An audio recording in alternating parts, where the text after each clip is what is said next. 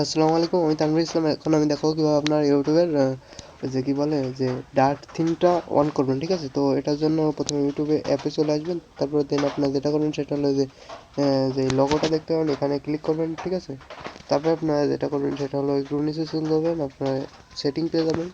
সেটিংয়ে ক্লিক করবেন, এখানে দেখতে পাবেন জেনারেল। এখানে জেনারেল পাবেন, তবে এটা একটু করবেন।